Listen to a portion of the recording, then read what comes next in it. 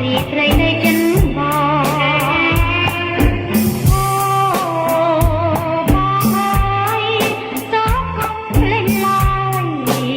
លោកហាត់ចំណងចង់ជាបុត្រគឺចំណងឲ្យបងស្នាតើថ្ងៃណាបានជួបវិញ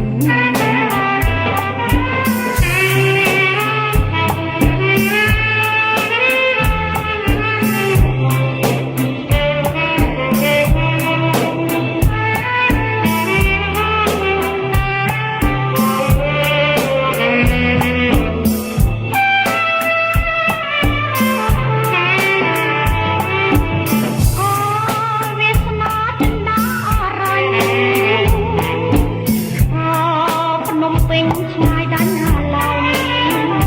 ឈ្មោះបងឆ្លត់ជាប់ហឫទ័យ